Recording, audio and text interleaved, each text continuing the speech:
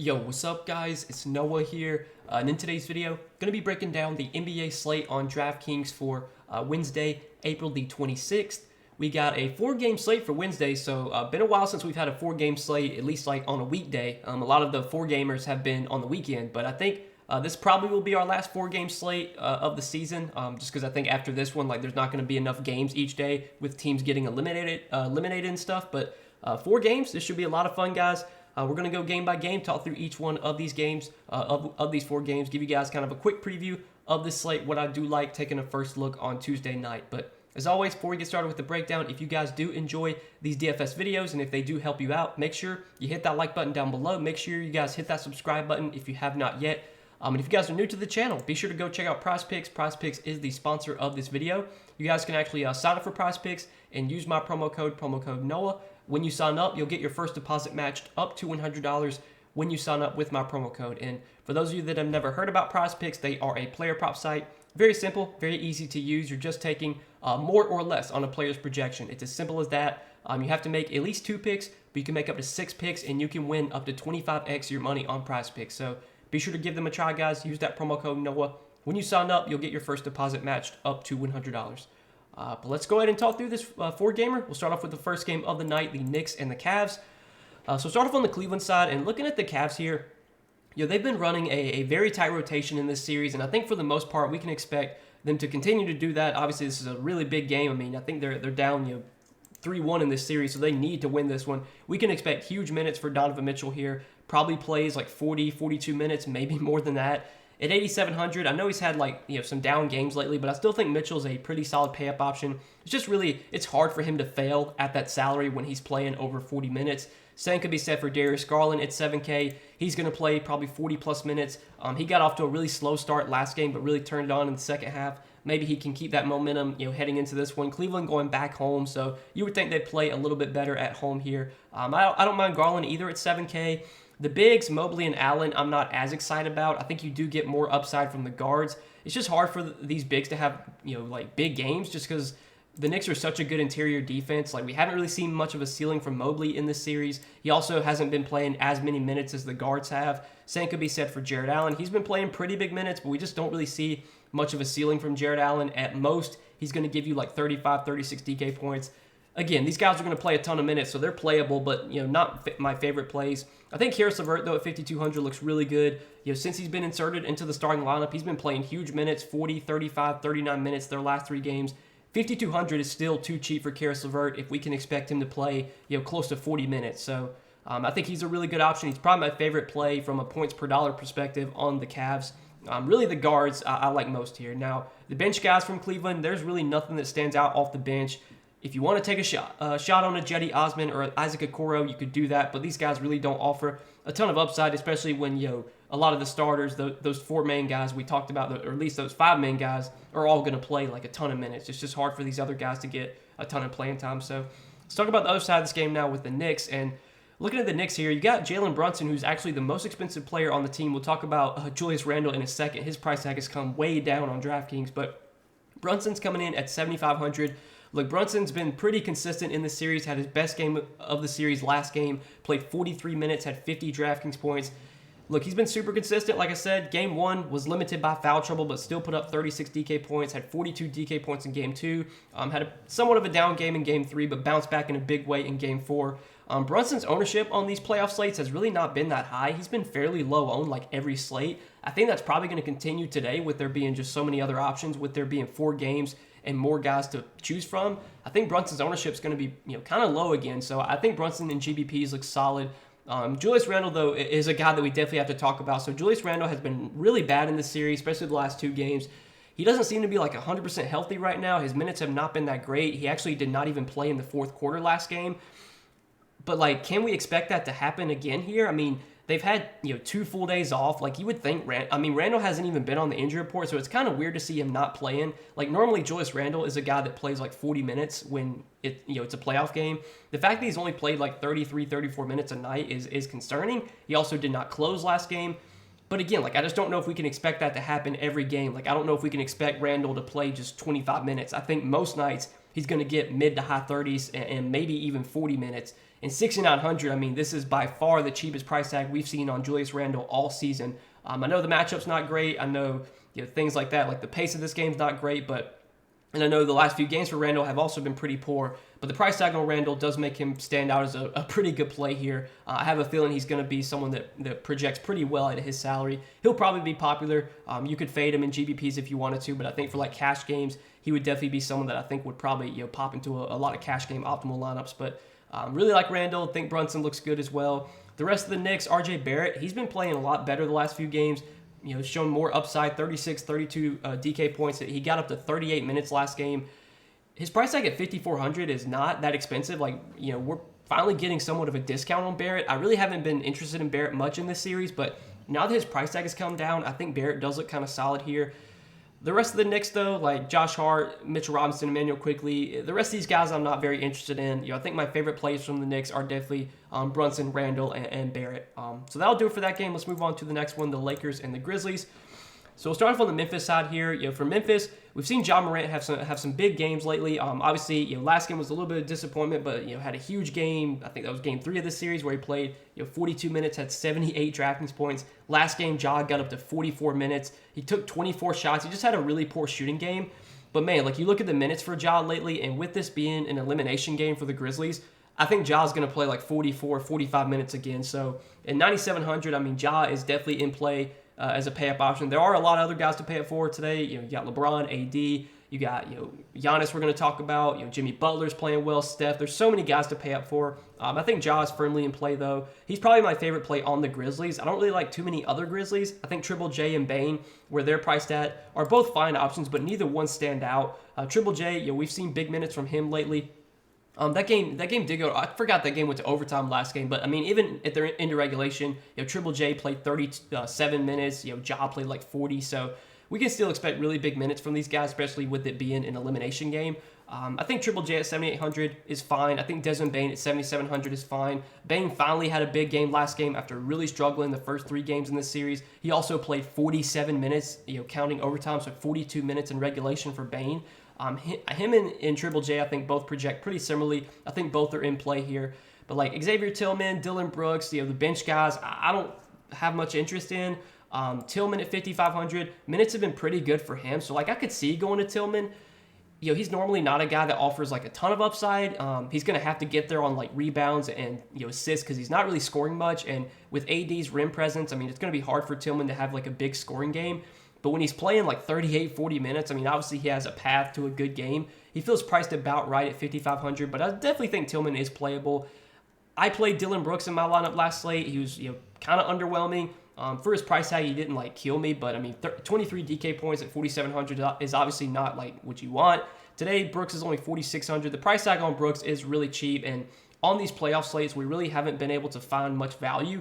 This is another slate where there's not a ton of value, so I could see going to Brooks. As long as he avoids foul trouble, he's going to play a lot because they want him out there for defensive purposes against LeBron. But again, we just haven't really seen much of a ceiling from Dylan Brooks. He's not that good of an offensive player, but he is cheap, and he's going to play a lot of minutes. That's one positive you can take away. Now, on the other side with the Lakers, I think for the Lakers today, once again, LeBron and AD are both guys you can consider paying up for. LeBron, super consistent in this series. I mean, his worst game was game 3 when he put up 46 DK points. He's pretty much given you a 45, 50-point floor at this point, and we did kind of see a big ceiling game from LeBron last game, 63 DK points, had 20 rebounds.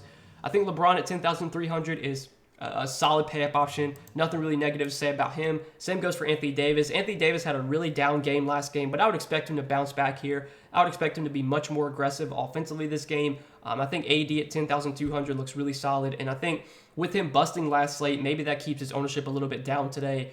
So I do like AD for GBPs. And then the rest of the Lakers, once again, I think D'Angelo Russell and Austin Reeves are both solid guard options. Russell's been playing pretty big minutes. Last game did foul out in 29 minutes, but normally we can expect about 30-plus minutes from him, and it's 6K. Russell definitely has the upside to pay off this price tag when he's getting 30-plus minutes. His price tag came up a little bit, but I still think Russell's in play. I still think Reeves looks solid at 5,800. He had a really big game last game, played really big minutes. His minutes have been very secure for this Lakers team. I think him and Russell are firmly in play here. But that's probably it for the Lakers. I don't see too much else I like here. Rui's been great off the bench, but his price tag is up to 5,700. feels priced about right. I know Jared Vanderbilt got off to a really hot start last game, had his best game of the series, but he still only played 20 minutes. So it's really hard for Jared Vanderbilt to get there when he's only playing like 20, 21, 22 minutes. I know he had a good game last game, but just feel like I don't really want to chase that. And then Dennis Schroeder did have a really good game off the bench, played 30 minutes. I think he did get extended playing time because, D'Angelo Russell was in foul trouble and then wound up fouling out. But Schroeder is really cheap, and there's not a lot of guys below 4K that even offer like any upside.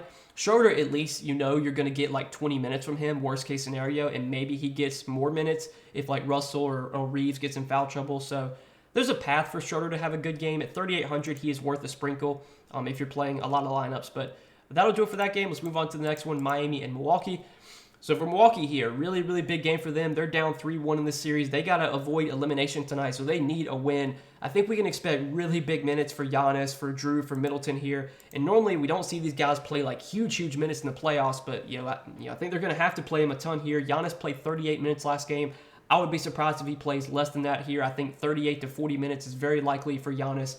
And Giannis at 10,400 is just too cheap. I mean, we know the upside that Giannis has. We know how good of a permanent producer he is.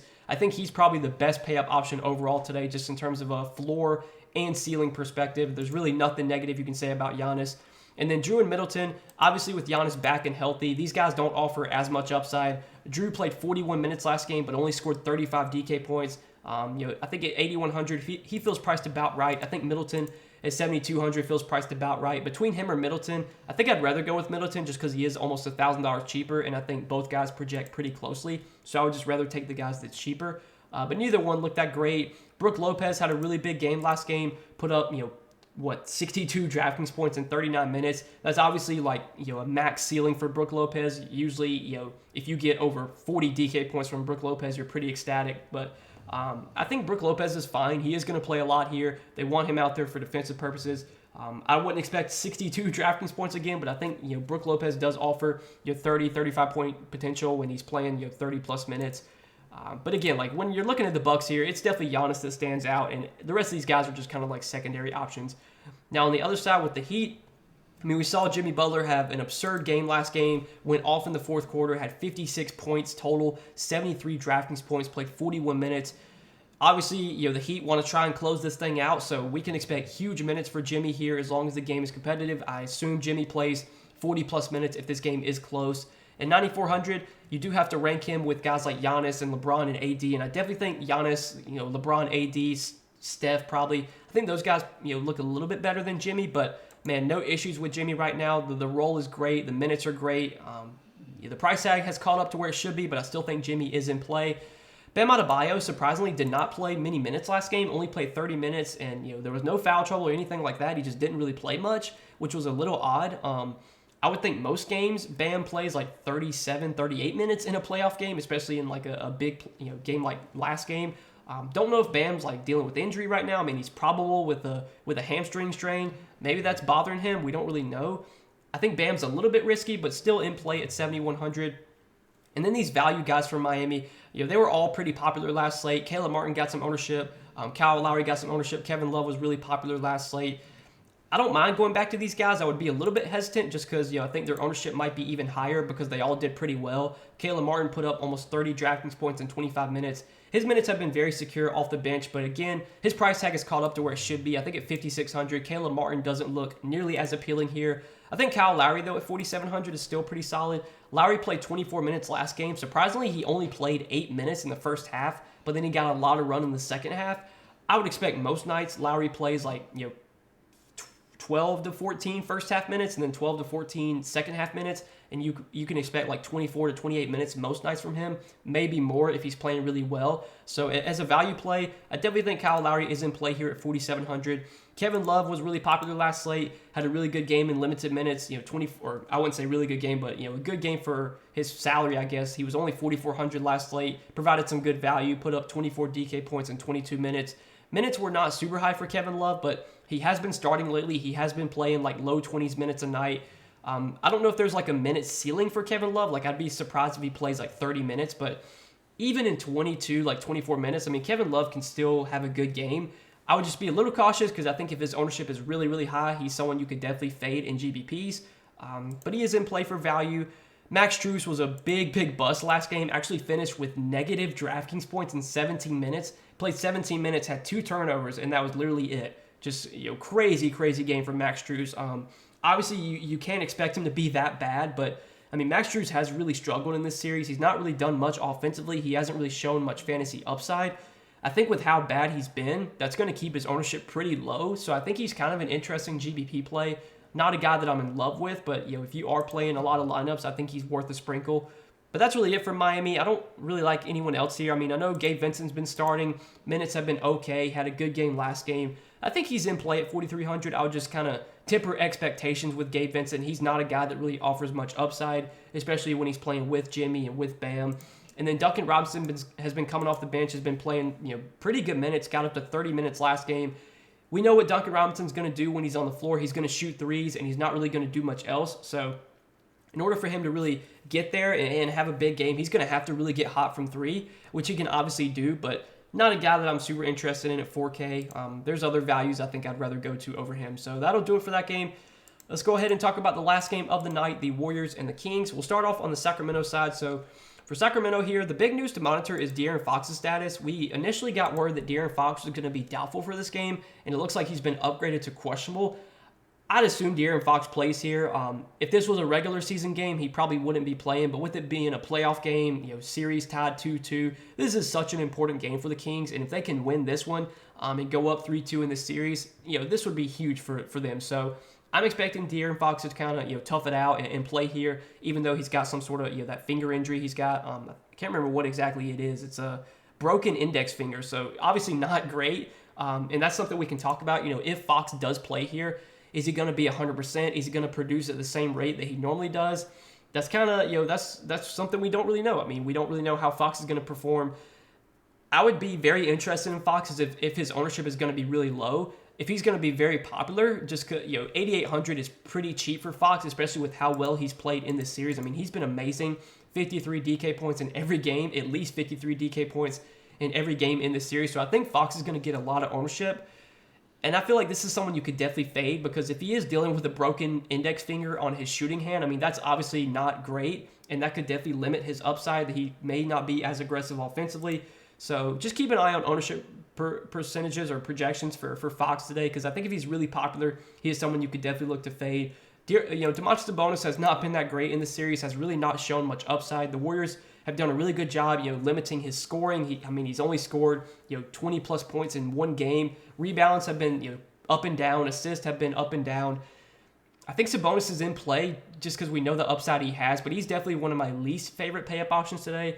Not a ton of interest in Sabonis here. Malik Monk at 5,900, he's been great in this series, but he feels priced where he should be now. At 5,900, I think, in order for him to really justify this price tag, he's going to have to put up over 40 DraftKings points, and I just don't know, if he really offers that upside unless he just gets really hot off the bench, which obviously could happen, but not a guy that I'm in love with. Kevin Huerter, Harrison Barnes, I think are okay plays. Huerter's minutes have kind of been up and down. Last game only played 20 minutes. The game before that, 29 minutes. We haven't really seen huge minutes from Kevin Huerter, and we've seen Malik Monk play a lot, off the bench, which I think is ate into Huerter's minutes a little bit. So Huerter, not super interesting. He's playable, but not a guy that I love. And then I think Harrison Barnes just looks solid. Harrison Barnes, not a guy that really offers much of a ceiling, but he's going to get like 34, 35, 36 minutes. Price tag at 5,300 is really cheap. He obviously offers enough potential to pay off this price tag. Rarely is Harrison Barnes going to go out there and win you the slate, but he can give you 25, 30 DK points, which at his salary probably is going to be good enough. And then Keegan Murray, we actually have seen him play more minutes lately. Got up to 33 minutes last game. He's been really up and down in this series. Didn't play much at all through the first 3 games. Last game, though, did get 33 minutes. I think, he's kind of a hit or miss guy. Some nights he'll play big minutes, and some nights he'll barely play at all. So he is definitely a risky GBP option. You could maybe go to Keegan Murray, but I'm not super interested there. I think he's just kind of like a dart throw. So that'll do it for the Kings. Let's talk about the Warriors now before we wrap up this video. So for the Warriors, do want to mention that last game, they actually moved Draymond Green to the bench and started Jordan Poole. But in the second half, they started Draymond and put Poole back on the bench. So given that they moved Draymond into the starting lineup in the second half, I think that means Draymond's probably back in the starting lineup tonight. So expecting Draymond to start, we'll start off at the top with Steph here. Steph at 9,500. I think they're a pretty good pay-up option. I know we haven't seen Steph put up, really a big ceiling game yet in this series. I mean, he did have 56 DK points in Game 3, but we haven't really seen like a 45, 50 points, 70 drafting point type game from Steph, and I feel like he's got that in him anytime he steps on the floor. And right now, with this series being tied 2-2, this being such a big game, we saw Steph play 43 minutes last game. He probably plays over 40 minutes once again here. I definitely like Steph at 9,500. I think his upside is through the roof when he's playing so many minutes. Clay and Wiggins as mid-range options are both fine. They both feel priced about where they should be, but Clay's going to play about 40 minutes. Clearly has upside. Wiggins is going to play about 40 minutes, has upside when he's playing that many minutes. But again, these guys do feel priced about where they should be. Draymond, I think, will probably move back into the starting lineup here. Draymond, we know, is not a guy that is going to score a ton, but he can contribute so much with peripherals that he can put up a triple-double. And, I mean, he nearly had a triple-double last game. He was 3 assists shy. At 6,300, very similar to Clay and Wiggins, I think Draymond is just kind of a solid mid-range play. Not a guy that I would be prioritizing, but I definitely think if he fits into my lineups, I'd be fine playing him. And then Kevon Looney's been really good in this series. His minutes have been really secure. He's played over 30 minutes in 3 out of the 4 games in this series. Look, Looney's always been a really good permanent producer. We've seen his minutes be kind of up and down this season, and even when he has started at times, that really hasn't meant big minutes. But with how much with how well he's played in this series, I think Looney's locked into 30-plus minutes, and we know that he can produce when he's out there. He's a great rebounder. He can get assists. He can score around the rim. He's going to get there. When he does have a big game, it's usually because of rebounding and defensive stats. He's not going to go out there and put up like 20 points and 20 rebounds, but he can give you 20 rebounds. We know that, and we saw him do it in Game 3. I think at 5,700, Looney looks pretty good here. I'm definitely interested in him.